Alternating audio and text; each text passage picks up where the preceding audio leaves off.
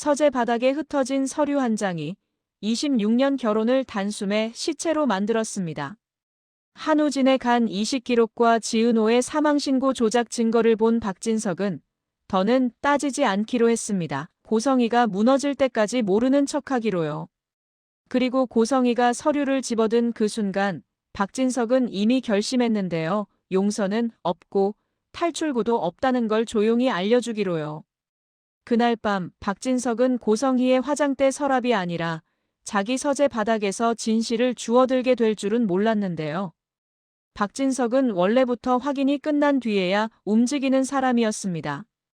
감정에 젖어 소리부터 치는 타입이 아니었고 특히 집안일은 회사 일보다 더 조심스럽게 다뤘습니다. 한번 터지면 숫자로는 수습이 안 되는 게 가족 문제니까요. 그런데도 그날은 달랐습니다.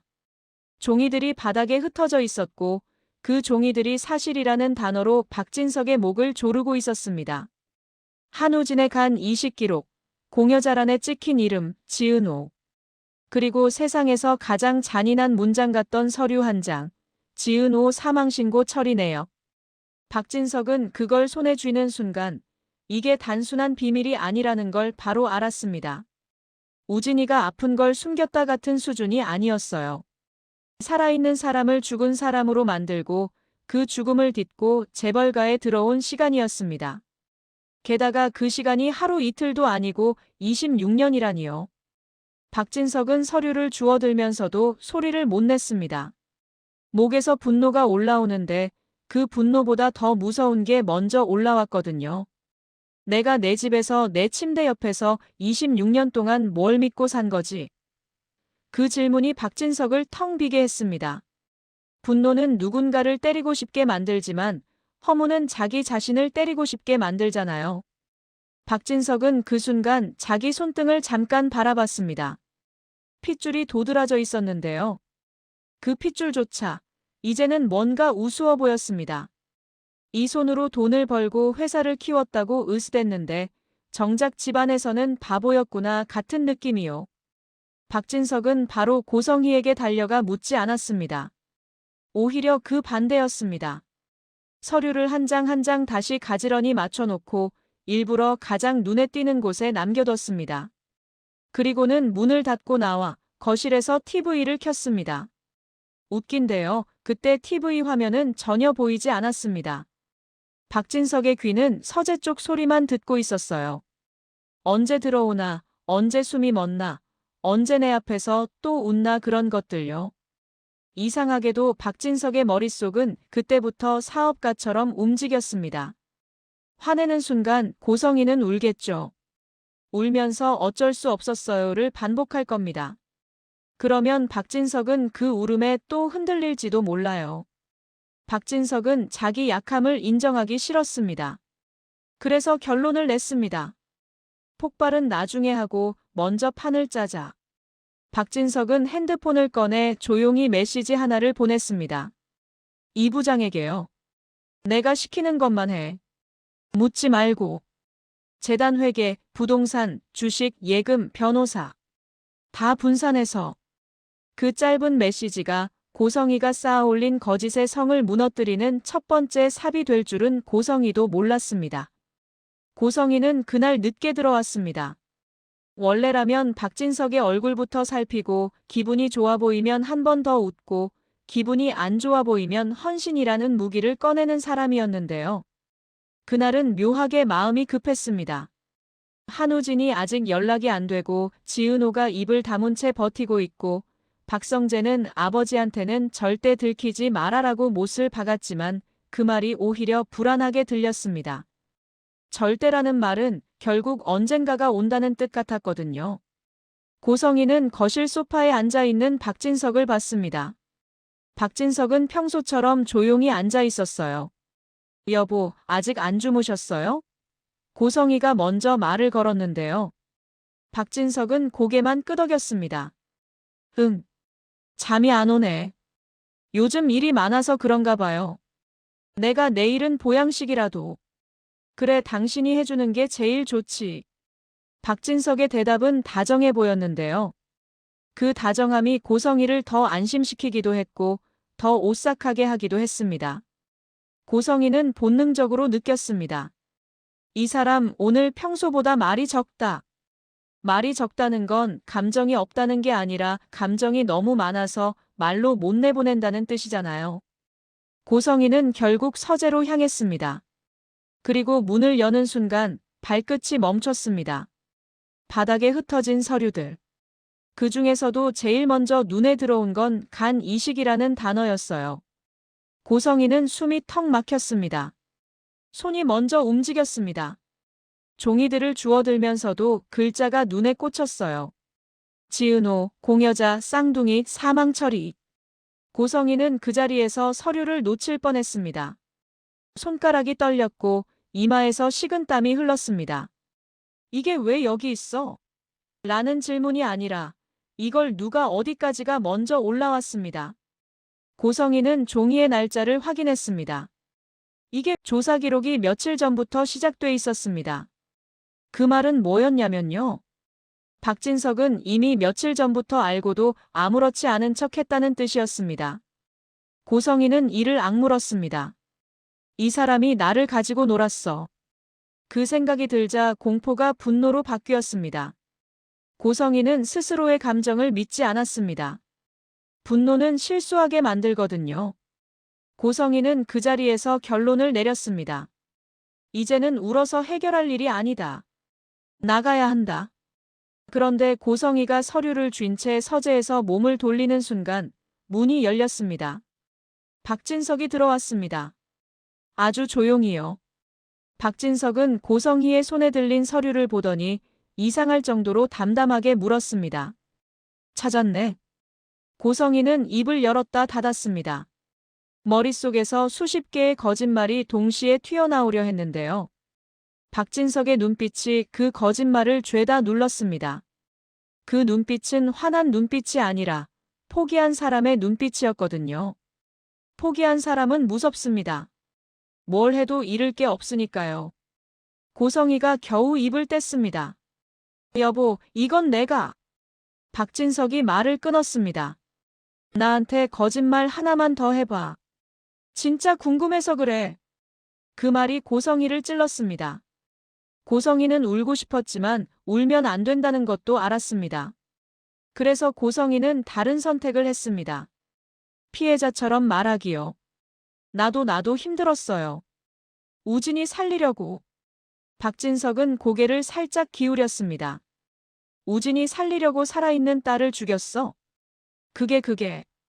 그리고 나한테는 딸이 원래 없었던 것처럼 살게 만들었지. 박진석은 한 걸음 더 다가가 서류를 고성이 손에서 뺐습니다. 고성이가 다시 잡으려 하자 박진석이 처음으로 목소리를 올렸습니다. 큰 소리가 아니라 낮게 갈라지는 소리였어요. 고성이. 너는 내가 사람이 아니라 도구였지. 그 한 문장이 고성희의 숨을 끊었습니다. 고성희는 입술을 깨물며 버텼습니다. 그런데 박진석이 더 무서운 말을 이어갔습니다. 나 너한테 기회를 주려고 했거든. 내가 직접 말하면 그래도 내가 덜 망가지니까. 박진석은 잠깐 웃었습니다. 웃었는데요. 웃음이 아니라 숨 같았습니다. 근데 너는 여기까지 와서도 우진이 살리려고 같은 말로 나를 설득하려고 하네. 고성희의 눈이 흔들렸습니다. 박진석이 지금 말하는 기회가 뭔지 고성희는 알았습니다. 사과하고 빌어라가 아니라 진실을 내놔라였어요. 그리고 고성희는 그걸 할 수 없었습니다. 진실을 내놓는 순간 고성희는 이 집에서 쫓겨나는 게 아니라 세상에서 지워질 거라고 믿었거든요. 그래서 고성희는 가장 고성희다운 결정을 합니다. 여보, 내가 다 잘못했어. 근데 내 쫓아내면 당신만 불행해져요. 박진석의 얼굴이 굳었습니다. 고성희는 거기서 멈췄어야 했는데요. 고성희는 멈추지 않았습니다. 공포가 고성희의 혀를 더 빠르게 만들었습니다. 당신, 나 없으면 외로워질 거잖아요. 당신 성격 알잖아. 사람 못 믿게 되고. 박진석이 천천히 고성희를 내려다봤습니다. 이제는 내가 외로워지는 게 무서운 게 아니라 너랑 같이 있는 게 무섭다. 박진석은 문 쪽으로 걸어가다가 멈췄습니다. 그리고 고성희에게 등을 보인 채 말했습니다. 내일 변호사. 고성희가 급하게 매달렸습니다. 여보, 제발. 박진석이 돌아보지 않고 덧붙였습니다. 그리고 우진이. 어디 있는지 말해, 지금. 고성희는 그 질문에 대답하지 못했습니다. 못한 게 아니라 안 했습니다. 한우진은 고성희에게 마지막 카드였고 그 카드를 내주는 순간 고성희는 완전히 빈손이 됩니다. 그래서 고성희는 숨만 거칠게 내쉬었고 박진석은 그 침묵으로 결론을 내렸습니다. 끝까지 거짓말이구나.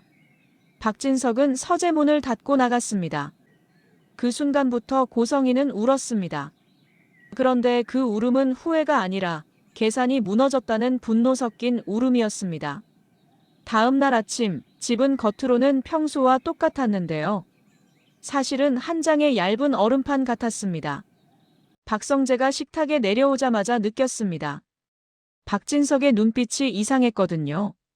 아버지 박진석은 평소에도 무서운 사람이었지만 오늘은 다른 종류의 무서움이었습니다. 소리를 안 치는 대신 눈으로 정리를 하고 있었습니다. 고성희는 더 조심스러웠습니다. 눈이 퉁퉁 부었는데도 화장을 진하게 했고 목소리를 일부러 부드럽게 냈습니다. 여보, 오늘은 내가 회사까지 같이. 박진석이 숟가락을 내려놓고 말했습니다.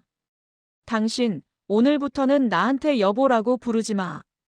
그 말에 박영란도 숟가락을 멈췄습니다. 박영란은 눈을 크게 뜨고 아버지 박진석을 바라봤습니다. 아빠가 이렇게 말한다고? 아버지. 박성재는 숨을 삼켰습니다. 박진석은 단호하게 고개를 끄덕였습니다. 오늘은 말하지 마. 내가 언제부터 알았든 누구 때문에 숨겼든 그건 나중에 듣자. 박진석은 고성희를 보고 말했습니다. 내일 오전 10시 법무법인으로 와. 고성희가 억지 미소를 지었습니다. 여보 아니 회장님. 이건 너무. 박진석이 한마디로 잘랐습니다. 너무 늦었어. 그 말이 끝나자마자 고성희의 머릿속은 한 가지로만 돌아가기 시작했습니다. 돈, 먼저 돈을 빼야 한다. 고성희는 재단으로 갔습니다. 직원들에게는 회장님이 요즘 예민해서 재단 정리 좀 하려고 한다고 말하며 자연스럽게 서류를 가져왔습니다. 겉으로는 정리였는데요. 속은 탈출이었습니다. 고성희는 예금 계좌를 쪼개고 부동산 관련 서류를 따로 모으고 박진석이 모르는 명의로 움직일 방법을 찾기 시작했습니다. 평소라면 이런 걸 천천히 했겠지만 이제는 시간이 없었습니다. 고성희는 생각했습니다. 박진석이 나를 이혼으로 치면 나는 법으로 맞아야 해. 그런데 법은 시간이 걸려. 그 시간 동안 내가 먼저 빠져나가면 된다. 고성희는 그 틈을 노렸습니다. 그런데 고성희가 몰랐던 게 하나 있었습니다. 박진석은 이미 이 부장에게 지시해 특정 자산 이동에 경보가 뜨게 만들어 두었습니다. 고성희가 손을 댈수록 박진석은 더 많은 정보를 갖게 되는 구조였어요. 고성희가 안 들키게 움직인다고 생각하는 순간 그 움직임 자체가 박진석에게는 증거가 됐습니다. 그날 오후 박진석은 조용히 지은호에게 연락을 넣었습니다. 지은호는 겉으로는 늘 해맑고 긍정적인 사람처럼 보이지만 요즘은 고성희의 협박 때문에 숨을 쉬는 것조차 무거웠습니다. 한우진을 숨겨준 사실이 들키면 끝장이니까요. 지은호는 내가 버티면 엄마랑 강호를 지킬 수 있다고 자신을 다독이고 있었는데요. 그런 지은호에게 박진석이라는 이름이 뜨자 손이 굳었습니다. 여보세요? 낯선데 낮게 깔린 목소리가 들렸습니다. 지은호 씨. 박진석입니다. 지은호는 순간 피가 식는 느낌이었습니다. 이제 끝났다라는 생각이 먼저 들었는데요. 박진석은 의외로 차분했습니다. 겁낼 필요 없습니다. 나쁜 일로 연락한 건 아닙니다. 지은호가 숨을 몰아쉬었습니다. 저한테 왜? 박진석이 한 박자 쉬고 말했습니다. 내가 사과해야 할 사람이 많더군요. 그 중에 제일 먼저가 당신입니다. 지은호는 그 말에 더 무서워졌습니다. 사과라는 말은 진실이 이미 다 공개됐다는 뜻처럼 들렸거든요. 박진석은 이어서 약속을 잡자고 했습니다. 장소는 박진석 회사 근처 조용한 곳, 시간은 다음 날. 지은호는 떨리는 목소리로 알겠습니다 라고 말할 수밖에 없었습니다. 전화를 끊고 나서 지은호는 이지혁에게 메시지를 보냈습니다. 선배 박진석 회장님이 저를 만나자고 해요. 저 무서워요. 지은호는 메시지를 보내고 나서 자기도 모르게 눈물이 났습니다. 전화를 때문이기도 했고 억울함 때문이기도 했습니다. 나는 왜 이렇게 살아야 하지? 라는 질문이 지은호를 더 아프게 했습니다.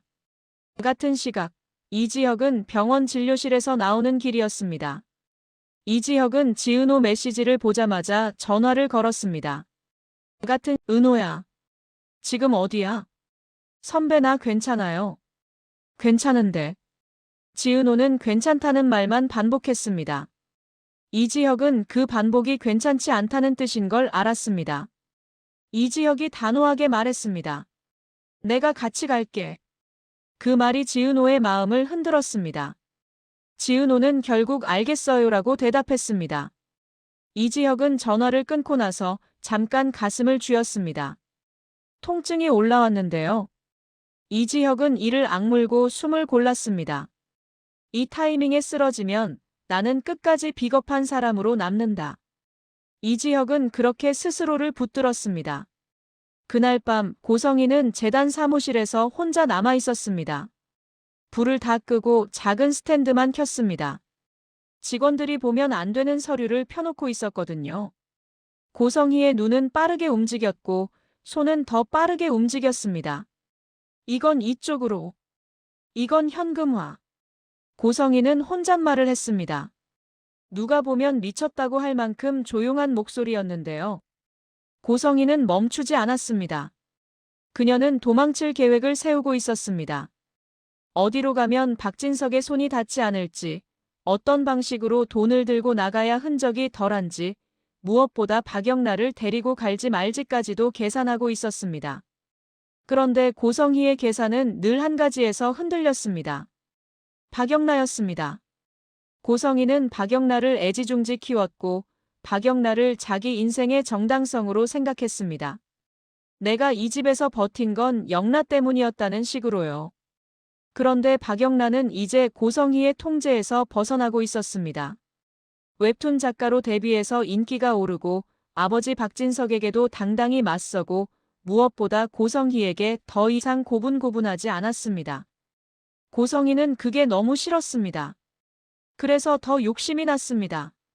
내가 무너지더라도 영남아는 내 손에 남아야 한다. 그 집착이 고성희의 다음 선택을 더 위험하게 만들었습니다. 고성희는 박영란의 이름으로 된 계좌를 열어둘 방법을 찾기 시작했습니다. 엄마가 관리해줄게 같은 말로 박영란의 명의를 이용하려고요. 그런데 그 순간 사무실 문이 열렸습니다. 박영란가 들어왔습니다. 박영란은 눈이 반짝였습니다. 분노라기보다 이미 많이 실망해버린 사람의 눈빛이었습니다. 엄마 여기서 뭐 하세요? 고성희는 순간 얼어붙었습니다. 영란야 너 왜 여기? 박영란가 책상 위 서류를 쓸어보듯 쳐다봤습니다. 엄마, 돈 빼돌리려고요? 아빠가 다 안다는 거 알면서도요? 고성희의 입술이 떨렸습니다. 고성희는 여기서도 감정을 선택하지 않고 통제를 선택했습니다. 너는 애가 왜 어른 일에 끼어들어? 너 웹툰이나 해. 엄마가 다 해결할게. 박영란가 웃었습니다. 웃었는데요. 너무 씁쓸해서 웃음이 울음 같았습니다. 엄마는 늘 해결이었지. 근데 그 해결이 누군가를 죽이고 누군가를 버리고 누군가를 사라지게 만들었잖아요. 고성희가 낮게 소리쳤습니다. 박영란, 너 어디까지 알고 떠드는 거야? 박영란가 한 발 다가왔습니다. 난 다 알아요. 오빠 쌍둥이가 지은호 언니라는 것도. 엄마가 그 언니를 사망 처리한 것도. 고성희의 얼굴이 하얗게 질렸습니다. 고성희는 자기 딸이 이렇게까지 알고 있다는 게 충격이었습니다. 그런데 더 충격인 건 박영란의 다음 말이었습니다. 엄마 나 이제 엄마 편 안 들어요. 그 말이 고성희를 찢었습니다. 고성희는 그 순간 박영란을 붙잡아야 한다는 집착이 폭발했습니다. 너는 내 딸이야. 내가 널 어떻게 키웠는데. 박영란가 차갑게 대답했습니다. 그래요, 엄마가 날 키웠죠. 그래서 내가 엄마 닮았을까봐 무서워요. 박영란은 뒤돌아 나가려 했습니다. 고성희가 팔을 잡았습니다. 그러자 박영란가 고성희의 손을 뿌리치며 말했습니다. 엄마, 나 계속 잡으면 나 진짜 다 말해버릴 거예요. 아빠한테도 오빠한테도. 고성희는 손을 놓지 못한 채 멈춰 섰습니다. 그때 고성희는 처음으로 느꼈습니다. 내가 무너지면 영락까지 완전히 잃는다. 고성희의 공포는 더 커졌고 그 공포는 다시 계산으로 바뀌었습니다. 그래, 그럼 더 빨리 움직여야지. 박진석은 그날 밤에도 잠을 못 잤습니다. 그런데 박진석이 잠을 못 잔 건 분노 때문만이 아니었습니다. 박진석은 고성희를 정리하는 게 끝이 아니라 그 뒤에 남는 자네들을 어떻게 지킬지가 더 무거웠습니다. 박성재, 박영란, 한우진, 그리고 지은호까지. 박진석은 깨달았거든요.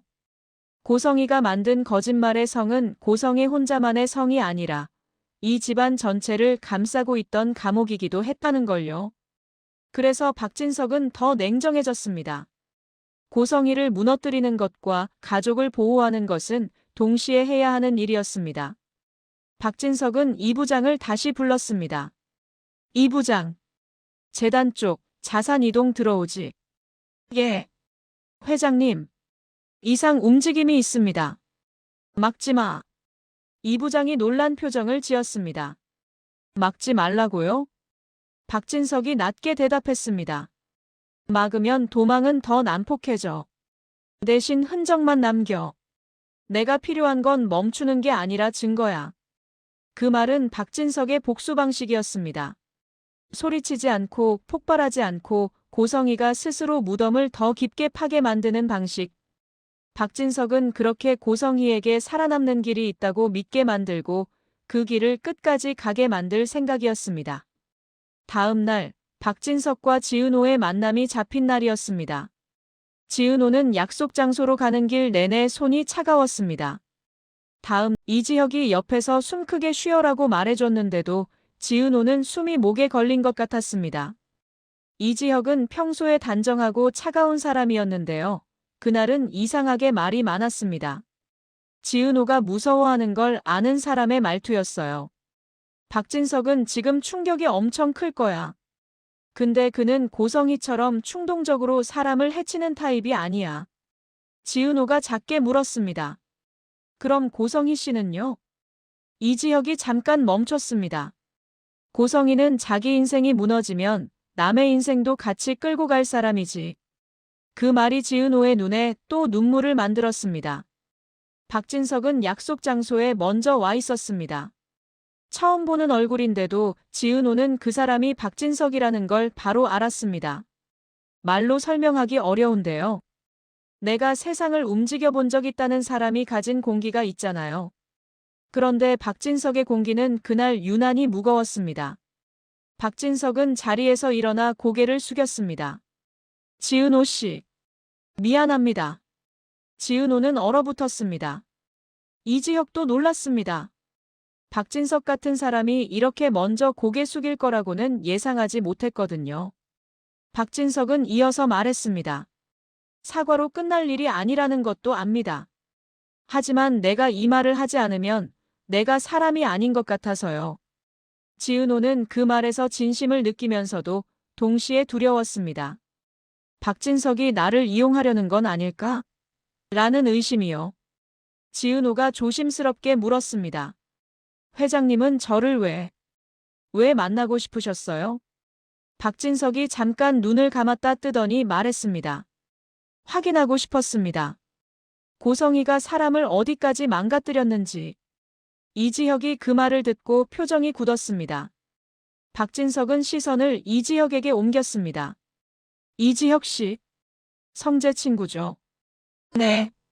박진석이 고개를 끄덕였습니다. 당신이 은호 씨 곁에 있어줘서 고맙습니다.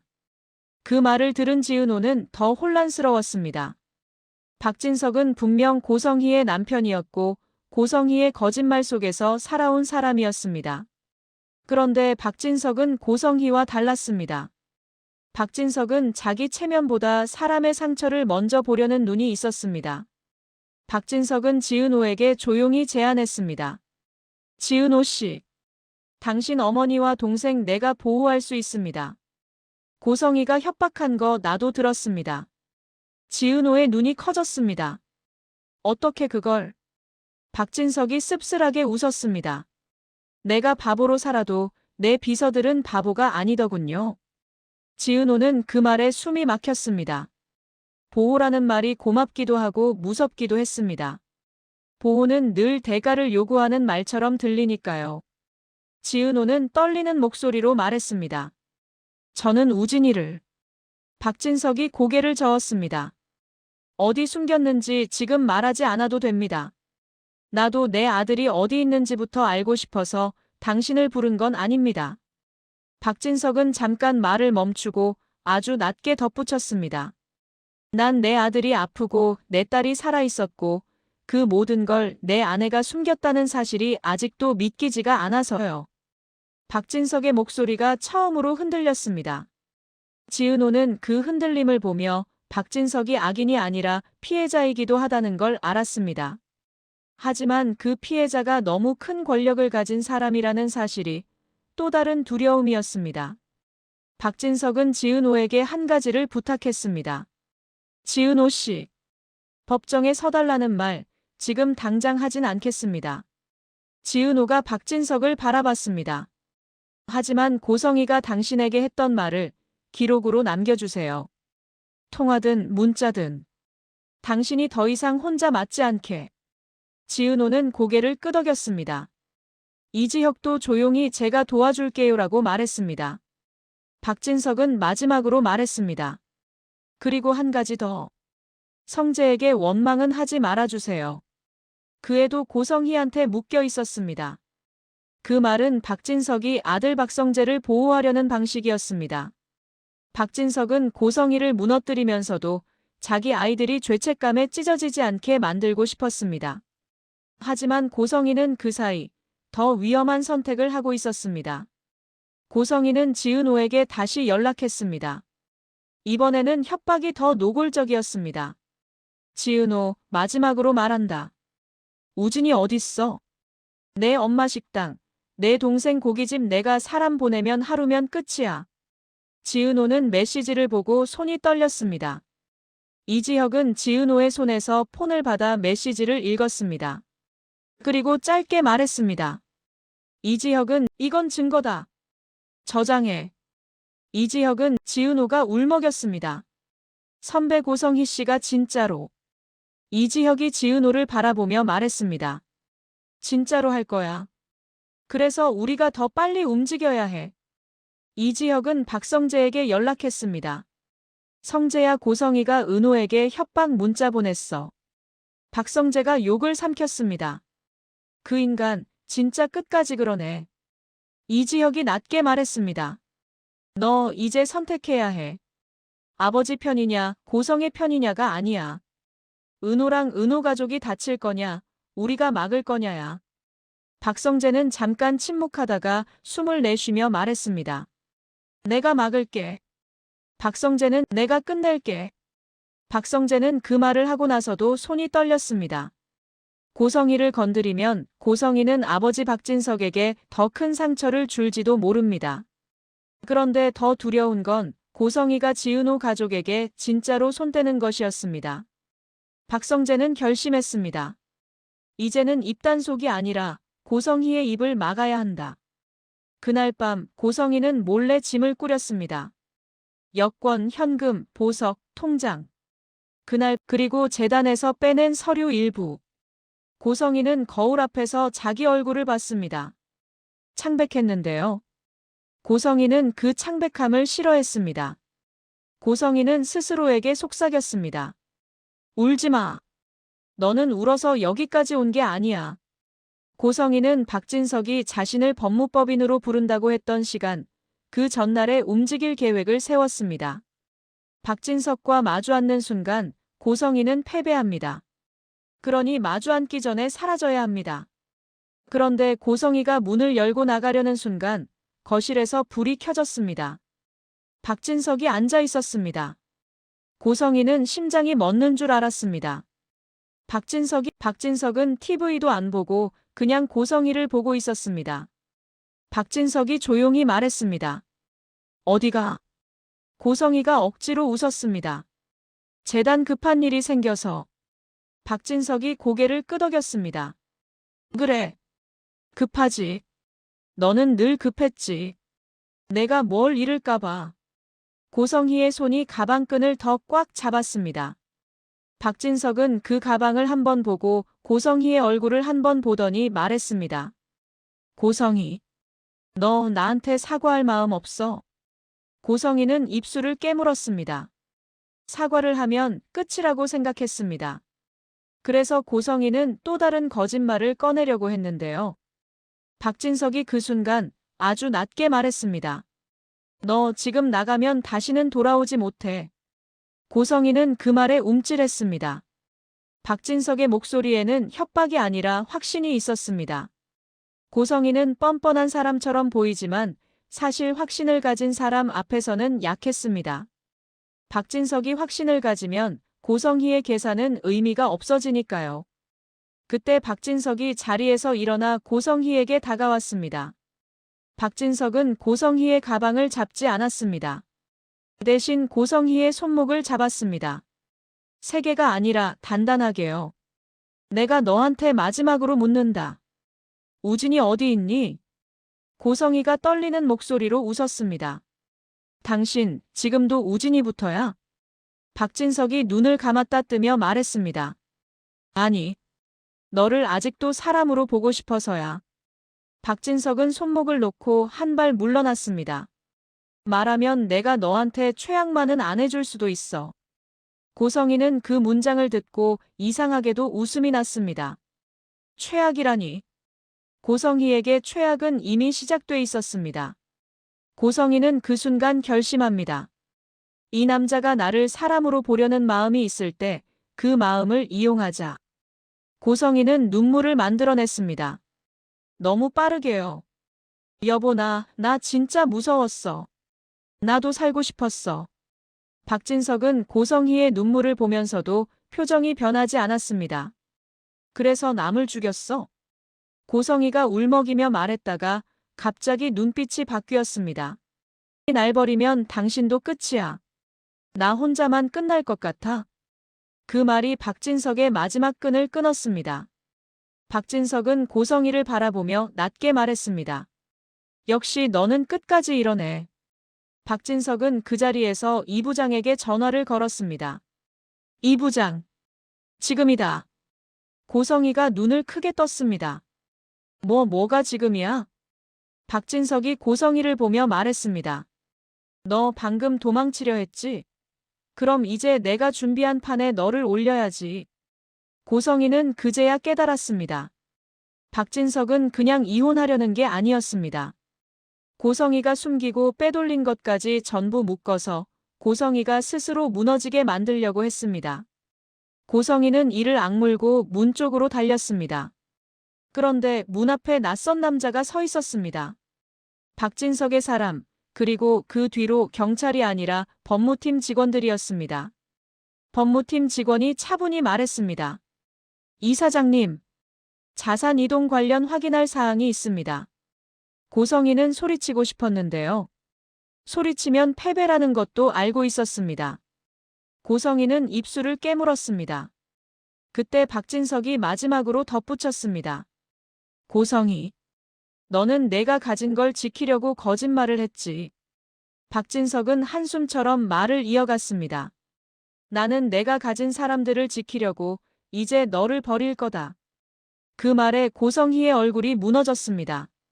하지만 고성희는 그 무너짐 속에서도 눈빛은 살았습니다. 고성희는 속으로 생각했습니다. 그래. 여기서 끝내면 내가 고성희가 아니지. 고성희는 아주 작은 목소리로 박진석에게 속삭였습니다. 회장님, 나 아직 카드 있어요. 박진석의 눈이 아주 미세하게 움직였습니다. 카드? 고성희가 웃었습니다. 지은호. 그 애가 숨긴 것도 회장님이 알면 충격받을걸요. 그 한 문장이 지은호의 숨겨둔 한우진의 행방을 겨누는 칼이 될지, 아니면 박진석이 고성희를 완전히 끝내는 명분이 될지 아직 아무도 몰랐습니다. 다만 분명한 건 하나였습니다. 고성희는 무너지면서도 끝까지 누군가를 끌고 가려 했고, 박진석은 그걸 막기 위해 더 냉혹해질 준비가 돼 있었다는 것. 그리고 그 순간 지은호의 핸드폰이 다시 울렸습니다. 발신자는 고성희였습니다. 지은호는 메시지를 보기 전부터 알았습니다. 이제 시작이구나. 이지혁은 지은호의 손을 잡고 말했습니다. 이번엔 우리가 도망칠 차례 아니야. 은호야. 우리가 맞설 차례야. 은호야. 그 말이 끝나기도 전에 이지혁의 가슴이 다시 조여왔습니다.